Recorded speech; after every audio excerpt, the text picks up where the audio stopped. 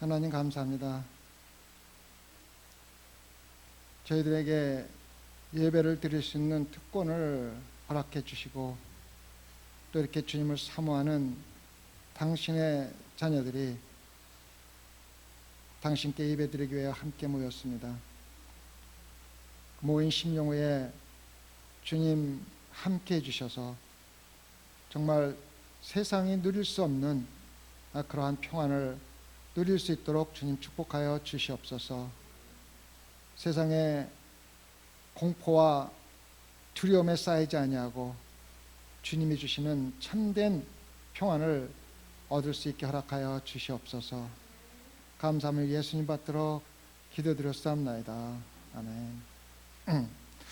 오늘은 요한이서입니다. 요한이서 1장 1절부터 3절까지를 오늘 가장 1절부터 3절 요한이서는 1장밖에 없습니다. 그래서 요한이서 1장 장로는 택하심을 입은 부녀와 그의 자녀에게 편지하노니 내가 참으로 사랑하는 자여 나뿐 아니라 진리를 아는 모든 자도 그리하는 것은 우리 안에 거하여 영원히 우리와 함께할 진리를 인함이로다.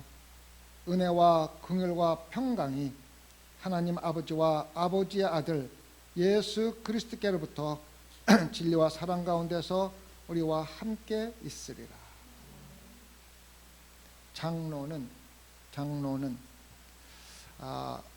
사도 요한은 요한 이서를 쓸 때 반모섬에서 요한계시록을 이미 본 상태에서 나와서 에베소에서 이 편지를 썼다고 모든 신학자들이 그렇게 얘기를 합니다. 그래서 요한이 이 편지를 쓸 때 나이가 90세에서 100세 정도 되지 않았을까. 그래서 장로라고 부르는 것은 물론 교회에서 다른 직분이 될 수도 있겠지만은 많은 사람들이 나이가 많은 사람, 즉 장로, 말 그대로 나이가 많은 사람이 쓰는 거라는 그러한 의미로 썼다고들 이야기를 합니다. 저도 그것이 맞다고 생각합니다. 90세에서 100세 정도 된 요한이 요한계시록을 완전히 기록한 후에 나와서 이 말씀을 쓴 것입니다. 택하심을 입은 부녀와 그의 자녀에게 편지하노니 택하심을 입었다는 것은 특별히 이렇게 택해서 뭐를 시켰다는 게 아니라 택함을 받은 자라는 것은 그리스도인이라는 뜻입니다. 하나님을 믿는 자를 우리는 택함을 받았다고 얘기합니다. 여러분과 저는 택함을 받은 자입니다. 아무나 예수님 믿는 거 아닙니다. 택함을 받은 자만이, 예수 그리스도가 택함을 한 자만이 예수 그리스도의 자녀가 될 수 있는 것입니다. 그래서 택함을 입었다는 얘기는 하나님 안에서 우리가 함께 그리스도인 된 부녀와 그의 자녀에게 편지하는, 부녀와 그의 자녀. 부녀라는 말은 지금 일반적으로 두 가지로 해석을 많이 합니다. 하나는 말 그대로 부녀, 여인이라는 뜻으로 해석을 하는 사람이 있고, 또 한 사람은, 또 한편은 요한이 한 여인에게 편지를 쓴다는 것은 별로 맞지가 않는 것 같아. 그리고 뒤에 나오는 모든 말의 틀을 볼 적에 부녀라는 말은 교회를 뜻하고 그의 자녀라는 것은 교회 성도들을 뜻하는 것이 아니라고 해석하는 사람들도 있습니다. 그러나 근거가 없습니다. 그래서 근거가 없을 적에는 있는 그대로 해석하는 것이 가장 정확한 해석입니다.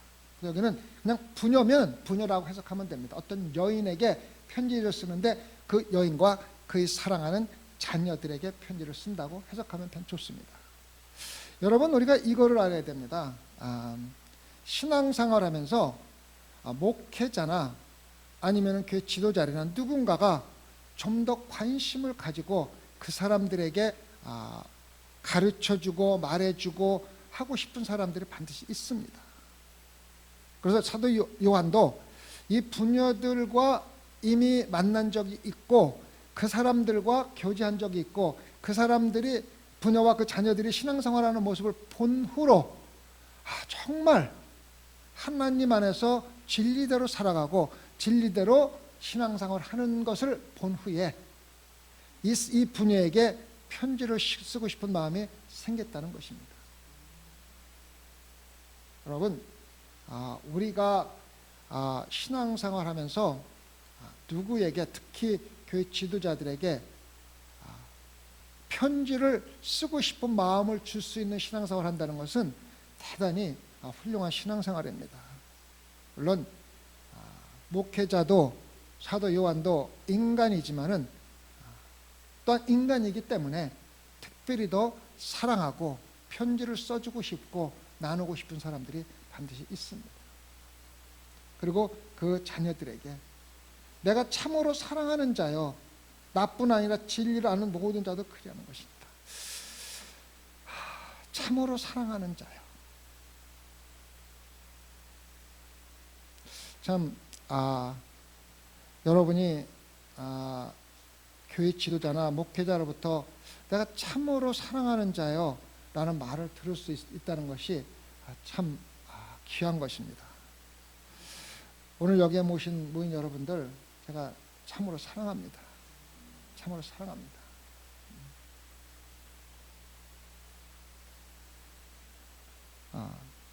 저만 사랑하는 게 아니라 다른 모든 그리스도인들이, 다시 말하면 진리를 아는 사람이 누구입니까? 길이요 진리요 생명이라는 것을 아는 것은 바로 예수 그리스도를 아는 그리스도인들입니다.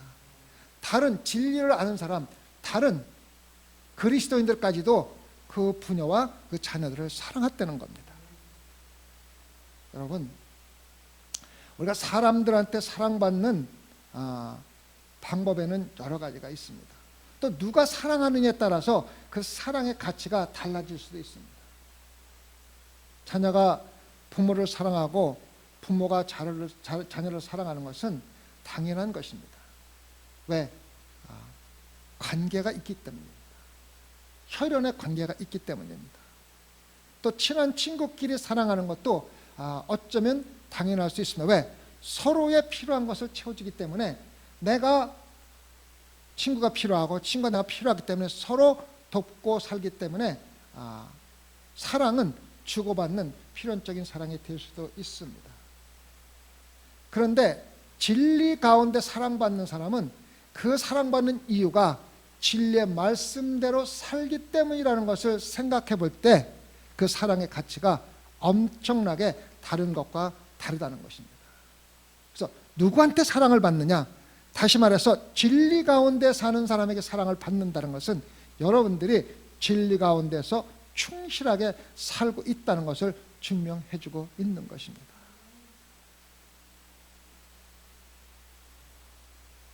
우리 안에 거하여 영원히 우리와 함께할 진리로 인합니다. 진리 때문에, 다시 말하면 예수 그리스도 때문에 사랑하는 그 사랑은 너무나 값진 것입니다. 이것은 바로 소위 말하는 아가페 사랑합니다. 서로 사랑할 이유가 하나도 없습니다. 이선 성도님 나한테 해줄 것도 없고 내가 이선 성도님한테 해줄 것도 없습니다.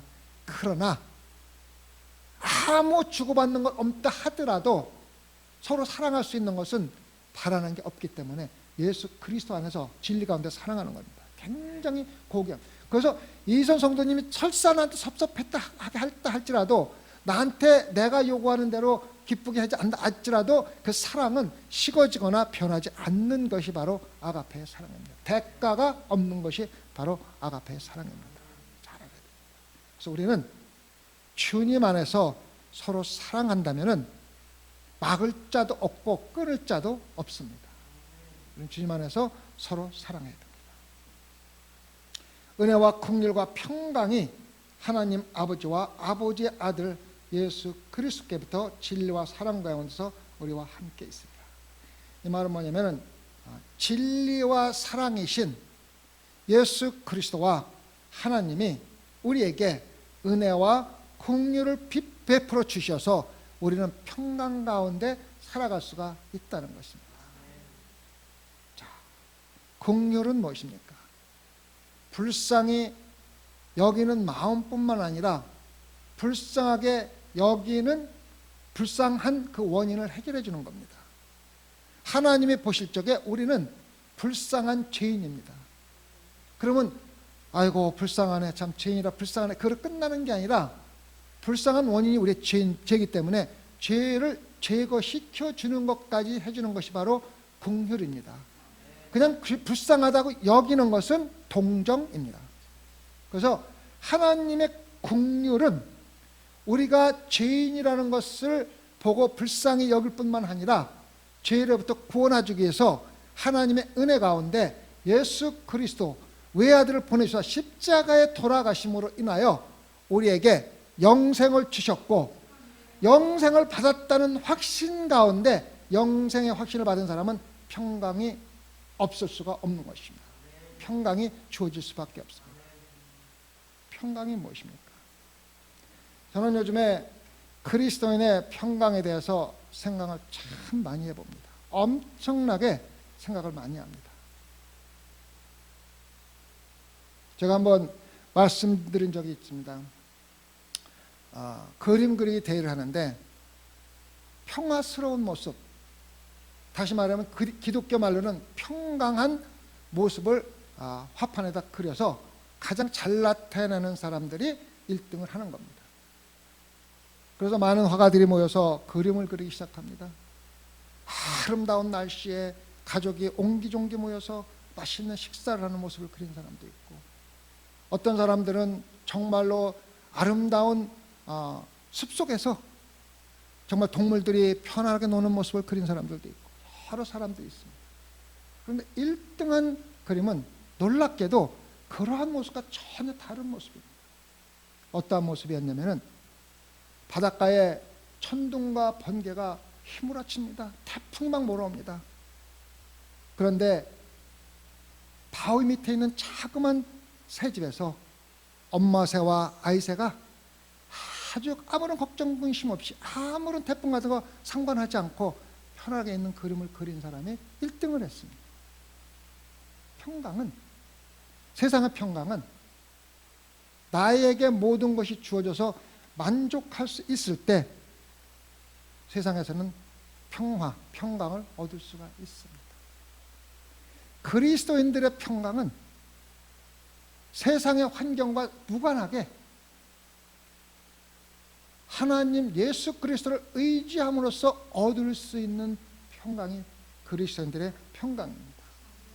다시 말하면은 세상의 평화나 평강은 100% 환경에 의존하지만은 그리스도인들의 평강과 평강은 예수 그리스도에 100% 의존하는 것입니다.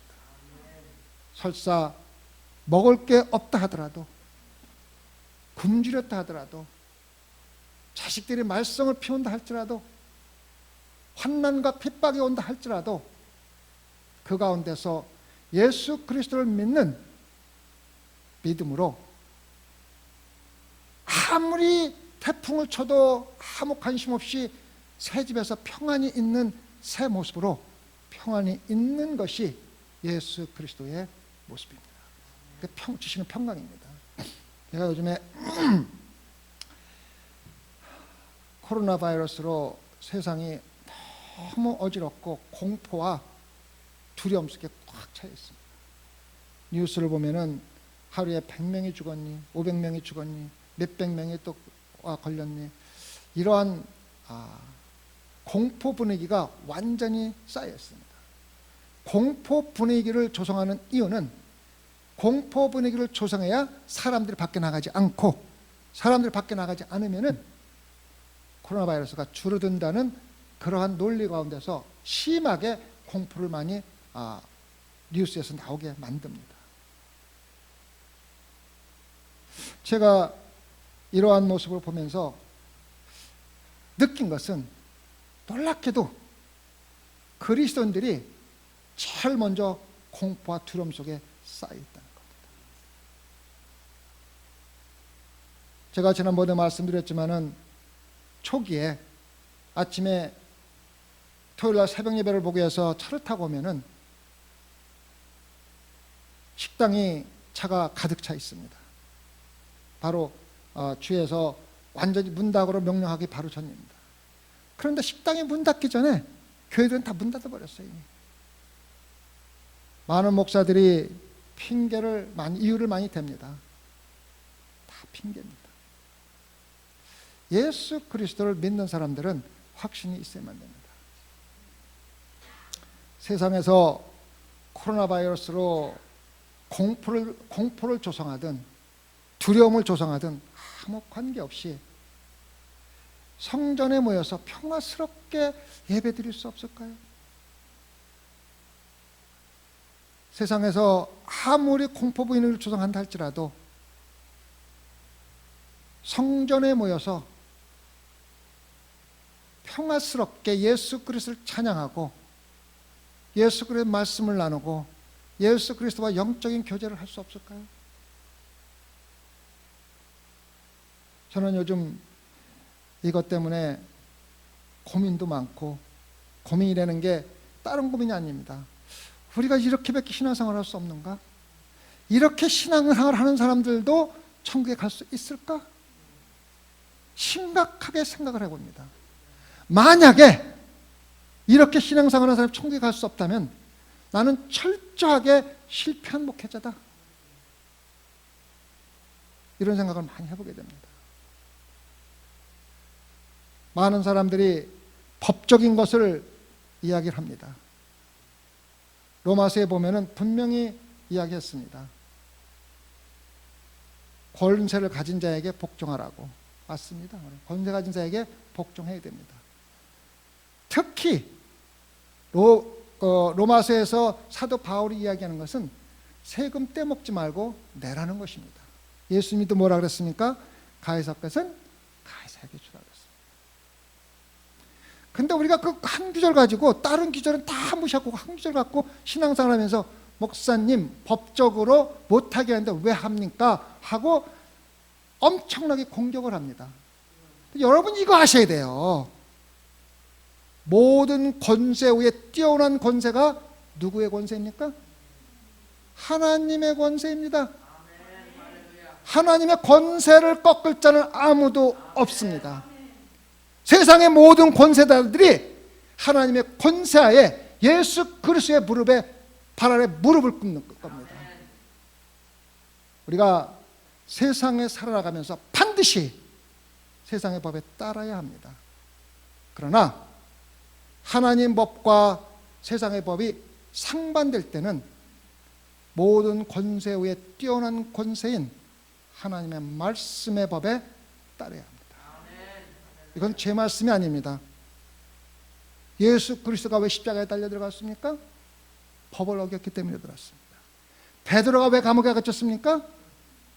전도하지 말고 설교하지 말는데 설교해서 잡혀갔습니다. 바울이 왜 참수를 당했습니까?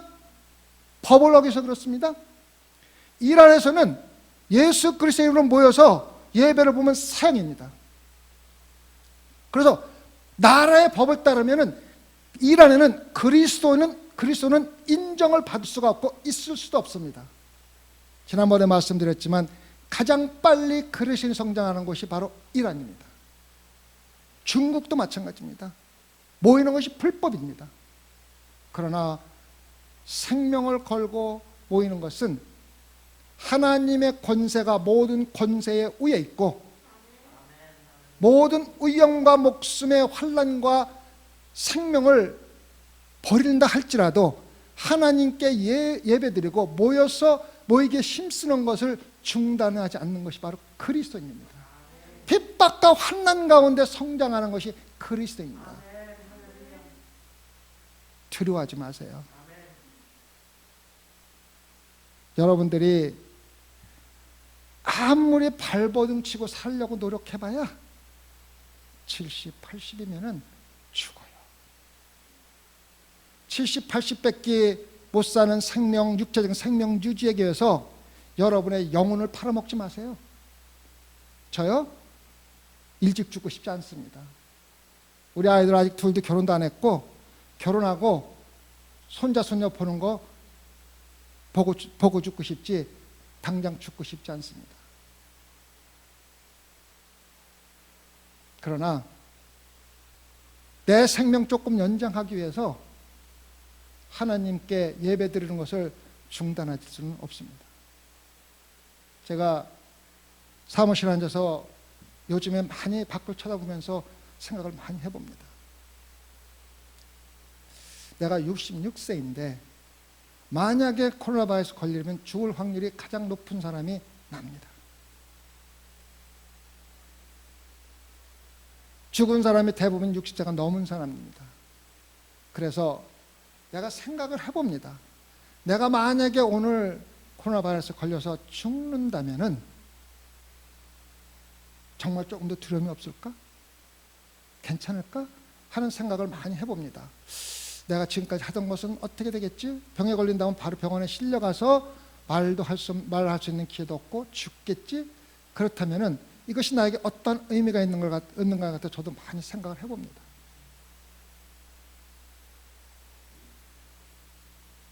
그럴 때마다 저는 생각을 해봅니다. 나에게 무엇이 있는가? 나에게 영생이 있지 않은가? 내가 이미 영생 가운데 살고 있지 않은가? 내가 지금 66세에 86세 죽는다도 20년이요. 80세 죽는다면 15년이고 75세 죽는다면 10년 남았는데 10년, 15년 더 사는 것과 내가 영생을 이미 얻은 사람을 사는 것과 어떻게 다른가를 갖다가 한번 생각을 해봤습니다. 비교할 수도 없어요. 10년, 15년 더 사는 거 아무 의미가 없습니다. 어떤 주지사가 어저께 이런 말을 했어요. 가정에서도 똑같이 소셜 디스턴스를 갖다가 규정을 지켜야 된다는 거예요.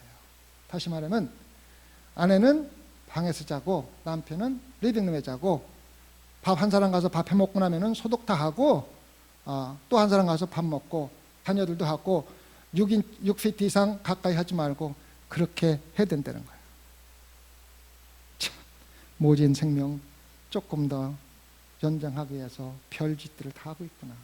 부부를 떼놓고 가정을 떼어놓고 자식간을 떼놓고 이게 되는 말입니까? 그게 공포 분위기입니다. 공포 분위기. 많은 사람들이 저한테 물을 겁니다. 목사님, 예배 한두 번 빠졌다고 천국 못 갑니까? 못 갑니까? 당연히 가죠. 예배 전혀 안 드려도 천국 갑니다. 천국을 못 가는 것은 예배에 빠졌기 때문이 아닙니다. 예수 그리스도를 신뢰하지 않고 두려움과 걱정, 의심이 쌓인 것이 여러분들이 구원받지 못했다는 증거가 될 수가 있다고 말씀드리는 겁니다. 예배 참석하는 거가 여러분들을 지옥에 가게 하는 게 아니라 예수 그리스도를 신뢰하지 못하고 두려움과 공포에 쌓이는 것은 아직도 구원받지 못한 증거가 될 수 있다고 제가 말씀드리는 겁니다.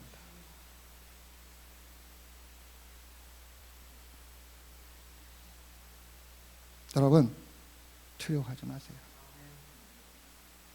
밖에서 어떤 공포를 불러일으키고 어떠한 이야기를 한다 할지라도 마음에 평강이 있어야 합니다.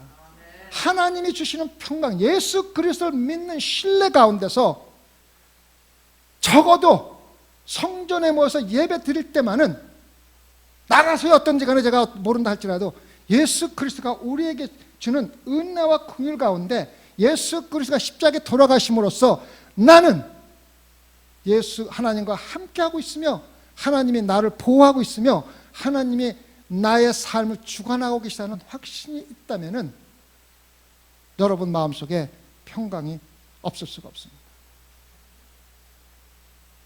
평강이 없는 이유는 단 하나입니다. 주위 환경에 지배받기 때문입니다. 우리를 죽이는 것은 코로나 바이러스가 아닙니다. 공포입니다. 두려움입니다. 그런데 불행하게도 믿는 그리스도인들이 세상 사람들보다 더 두려워한다는 것은 참으로 슬픈 일입니다. 대단히 슬픈 일입니다. 제가 이렇게 얘기하면은 극단주의자다, 극단적으로 생각한다고 얘기하는 사람 많습니다. 교회 문 닫고 교회 열고 예배 드리려고 하는 사람들 극단주의라고 욕합니다. 사람들 건강을 생각하지 않고 성도의 건강을 생각하지 않고 무식하게 한다고 비난이 많습니다. 저도 그런 비난 듣고 있습니다. 여러분 그거 알으셔야 돼요. 여러분이 먹기 위해서 시장 갑니다. 먹고 살자 굶으면은요 못 살아요. 그래서 다 시장 가서 물건 사고 음식 사고 다 합니다. 여러분 시장 가서 음식 사는 것이 여기 앉아서 예배 보는 것보다 1000배 만배 더 위험합니다. 그거 알아야 됩니다. 우리가 육체적인 생명을 유지하기 위해서 더 큰 위험을 쓰고 시장에서 시장을 보고 물건을 사고 밥을 해먹는데, 영적인 양식으로 해서 두려워서 교회 못 오는 거는요 정말 부끄러운 일입니다. 보나마나 이 새벽 예배가 온라인에 나가고 사람이 들으면은 엄청난 비난이 쏟아질까 압니다. 그래도 저는 할 얘기 하겠습니다. 저도 66세입니다. 때가 되면 은퇴합니다. 떳떳하고 하나님 부끄럽지 않게 바른 소리하고 진리를 전하다가 물러서는 게 더 깨끗하지, 구차하게 내가 목회생활 연장하려고 할 얘기 못하고 그렇게 부끄럽게 목회하다가 하나님께 꾸중 듣고 싶지는 않습니다. 여러분 분명히 알아야 됩니다. 우리는 두렵지 말아야 돼요. 두려워서는 안 됩니다. 그리고 세상에 지배받는 그러한 평강은 하나님이 주시는 평강이 아닙니다.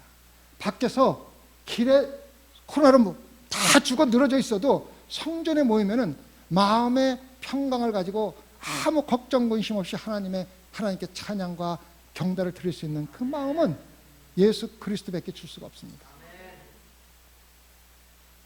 하나님의 은혜와 긍휼과 평강이 여러분 앞에 있어야만 합니다. 그것은 진리와 사랑 가운데서 주시는 겁니다. 성경 말씀은 진리입니다. 진리는 변할 수도 없고 아무도 바꿀 수도 없습니다. 진리가 우리를 살게 하는 겁니다. 또 예수 그리스도의 사랑을 우리에게서 끊을 자도 아무도 없습니다. 예수 그리스도가 여러분과 저를 사랑하고 있습니다. 아셔야 됩니다. 설사 내가 오늘 예배 참석해서 코로나 바이러스에 죽는다 하더라도 예수 그리스도의 사랑 안에서 죽는 것이 얼마나 기쁘고 즐겁고 행복한 건지를 느낄 수 있다면 여러분과 나는 장로인 요한에게서 개인적인 편지를 받을 수 있는 그러한 믿음을 가진 부녀가 되는 것입니다. 기도하시겠습니다.